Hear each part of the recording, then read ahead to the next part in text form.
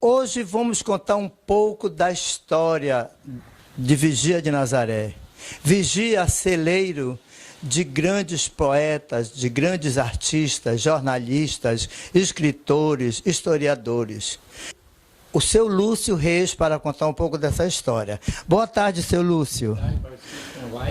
Seu Lúcio, Vigia guarda muita história. E um pouco dessa história você viveu e vive até hoje. Eu aprendi também muito. Isso. Aqui na sua residência, juntamente com a sua família, você guarda um pouco dessa lembrança. Olha, Martito, eu sou uma pessoa que eu gosto muito de histórias, viu? E uns certos anos para cá eu pude me dedicar a fazer esses quadros, ao qual eu rascunho tudinho. Por eu não trabalhar com pincel e tinta, eu passo para um rapaz para ele passar essa cera para mim, que é o seu Jorge, pintor da Arapiraca, né? Inclusive, nós temos esse quadro aqui, que é a Capela do Bom Jesus, que foi deixada pelos jesuítas, que nós sabemos da história, né? Então, aqui eu rascunhei, pelo que eu estudei tudinho, adequado com que ela ficou, com as paredes laterais, tudo, que na década de 30, como diz aqui a história, construído né? No século XVIII pelos jesuítas, na década de 30, por autorização do prefeito na época, Tenente Jorge Correia, foram demolidas as paredes laterais para que as pedras fossem utilizadas na construção do cais da usina elétrica da cidade. Na década de 1960, o senhor Júlio Bulhões de Trindade, que era um amador de pesca, qual foi um patrão meu também, e sua esposa, Dona Maritó, assumiram a responsabilidade de fechar a frente dessa capela. Já que era aberta, este trabalho foi projetado pelo seu engenheiro, doutor Jonas Brito, que era irmão da Dona Maritó. Agora, como foi esse trabalho para ele fazer? Ele tinha uma canoa de pesca e adquiriu na canoa dele uma linha que fosse pescar para Santo, somente para Santo, inclusive os encarregados. Aquele produto que vinha era tirado e vendido, e esse dinheiro ele ia repassando para a mulher guardar para fazer, que hoje ela é fechada. Você vê como é. E já no prosseguimento, já fizeram aquela praça, e agora a paróquia fechou de aqueles telas de ferro, né? E que hoje é uma coisa muito que causa a vinda de muitos estudantes em pesquisa para a nossa cidade. Podemos concluir que a Igreja de Pedra, a sua construção deu início através dos jesuítas no século XVIII, certo? Mas com problemas que aconteceram na época, os jesuítas tiveram que deixar o Brasil todo, praticamente, né, voltar para Portugal, assim como aconteceu aqui na Vigia, e aí a igreja ficou inacabada. E com um tempo depois, as pessoas, autoridades aqui, preocupadas com essa construção que estava totalmente abandonada, onde as pessoas se serviam para outros fins, que nós não vamos citar aqui, né? O telespectador já pode imaginar os fins que tinha a construção inacabada da Igreja de Pedra, né? Então, nossas autoridades da época se reuniram, né, com comunidades católicas e resolveram demolir as laterais da igreja, né? As pedras foram utilizadas para outras construções, como o muro, o cais, né, de arrimo, né? E foi improvisado, o que restou foi compactado numa pequena capela que hoje leva o nome de Igreja de Pedra. Não é isso? Justamente quando eu estudei no Grêmio Marítimo, onde era o fórum, atrás da Igreja de Pedra, eu observei muito como era. Ela era aberta e praticamente vivia abandonada. Só era usada no tempo da Semana Santa, que fazia limpeza e colocava o Bom Jesus para que saísse já em procissão. Depois desse término dessas festividades, ele era retornado para o Grêmio Marítimo, lá que ele ficava alojado, viu? E guardado até o outro ano seguinte. E aí foi que surgiu essa ideia desse grande homem que nós devemos muito a ele mesmo ter essa condições de mandar fechar a frente da igreja. Que bom, né? Além desse quadro, tem muitos e outros quadros. Nós temos aqui um que é muito interessante, né? Eu até me perco aqui na residência do seu Lúcio. Seu Lúcio, conta pra gente um pouco desse quadro aqui, que está escrito aqui, A Salgadeira, Casa Cabral. Hoje, aonde estaria situada esse canto, essa esquina aí? Olha, essa esquina aqui, ela fica de frente com o Banco Pampará, viu? Essa casa Cabral eu conheci, era do senhor, pai da professora Ana Maria, ainda é viva. Ele já faleceu há muitos anos. A casa dele, ela continua no mesmo padrão. Ao lado nós temos a casa que era do finado Belém, que é pai do professor e advogado João Bocage, e que ela permanece no mesmo estilo. Está aí. Essa salgadeira, ela foi extinta, foi acabado. Na construção do mercado, aí, o pessoal passaram para lá. Nesse tempo existia a política do PDS e PMDB, e só foi para esse mercado novo quem era baratista. Como o meu pai e o pai do Vinícius, do seu Jorge, viu? Seu Fabiano, que era cabo do eleitorado barato, que ganharam os primeiros tardes no mercado. Aqui nós temos pescadores chegando e carregando os peixes nas varas para dentro do mercado. Um menino vendendo mingau lá que vai passando, como você está vendo.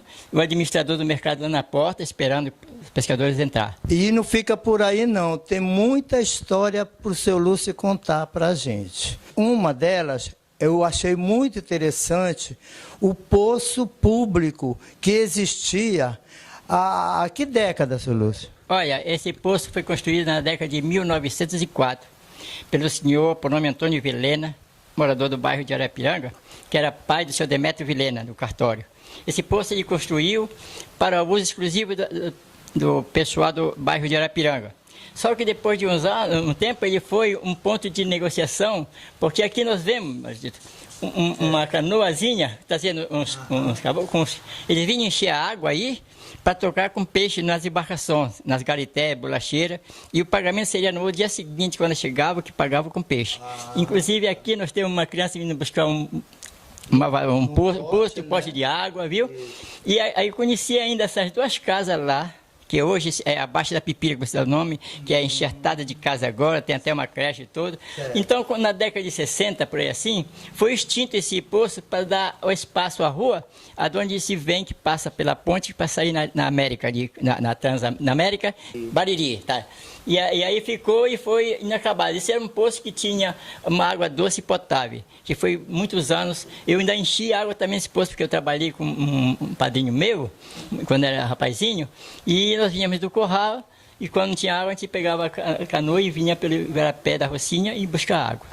E aí existia um poço público, vamos dizer assim, que ele abastecia toda o bairro do Arapiranga da época, né?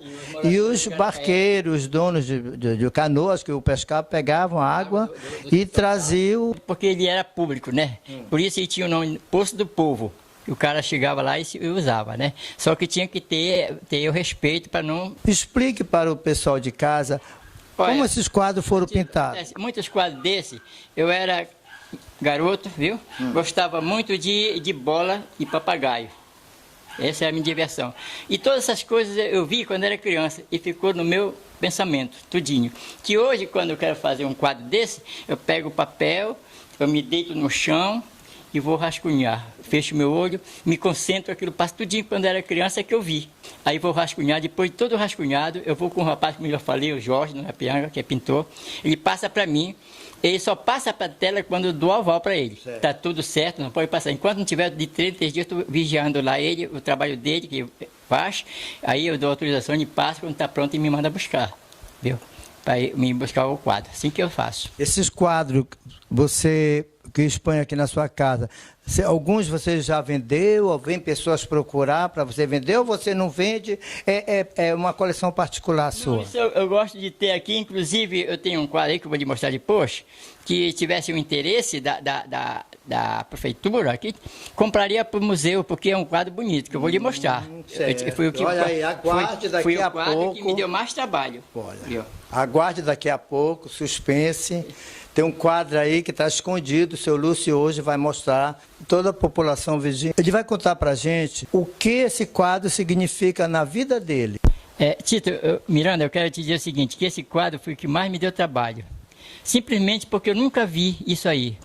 A maior parte disso foi feito no pensamento, como eu já te falei, viu? Eu, para concluir esse quadro, eu tive que ir no Cacau 2 vezes, levar máquina fotográfica para bater o local, que não existe mais nada lá, senão só uns pedaços de pedra que tem lá, um monte de pedra lá. Tudo foi roubado, essas pedras tudinho. E eu tive que apreciar a novela, Escravo Isaura, para poder me basear tudinho, viu, naquele. E, além disso, eu tive um trabalho de concluir com esses, como está vendo aqui, essas moagens aqui, de cana, tudo. Eu passei mais de 2 meses para concluir esse trabalho, chegar a esse ponto aí. Então, esse quadro aqui é onde morava o Barão de Guajará, no engenho Santo Antônio da Campina, que é no Topará. Aí eu fui concluindo tudo, cheguei, vim e me deitei, como eu falei, e comecei a rascunhar, e fui chegando à conclusão até chegar a esse ponto aqui. Aqui nós temos a represa de onde era a água presa para que, quando tivesse algum chamado para o barão, como aqui em Dias, ele viesse com os escravos e daqui vinha, você vê que a maré vem na frente, a água, até chegar no rio, para poder vir para cá. Aqui tem os escravos trazendo e aqui ele debaixo de um guarda-chuva. Aqui nós temos os escravos que estão puxando a porta da represa para que a água retorne para poder levar ele. Aqui em cima nós temos o escravo que vem saindo, do canavial. Viu? Como você vê, aqui já tem um chegando com uma quantidade de canas amarrado, aqui outros estando. Aqui nós temos o tronco, onde os pretos eram castigados, tá vendo? Lá nós temos as casas dos escravos que era separado, e aqui nós temos a casa do Barão de Guajará. Aqui nós temos a barragem do Igarapé dos Passos, que é toda acentuada de pé de um lado e outro, assim como parece a capela colocada. E esse é um quadro que, como eu te falei, deu um trabalho, mas graças a Deus eu concluí, e que hoje eu acredito que se tivesse uma pessoa interessada, para que esse pessoal que vão no museu fazer pesquisa, falta apenas meter a moldura. Eu poderia até vender por um preço mais razoável para serviço dos alunos que vêm lá estudar, né? Que é um quadro muito bonito, é um dos quadros mais bonitos. Aqui é o engenho, aqui de baixo, aqui são os garrafões que enchiam de caldo de cana, como você está vendo, e debaixo dessa casa aí tinha um poço que não dá para aparecer, porque é demais assim, viu? O quadro que o seu Lúcio acabou de nos mostrar, que é o último quadro da nossa reportagem, ele está disponível para ser vendido, de preferência para a prefeitura, que ficaria no museu. Não se tem um quadro igual a esse. Conta a história do Barão do Guajará e um ciclo de atividade que começa pela água, vai até a plantação da cana-de-açúcar e termina na extração da garapa, né?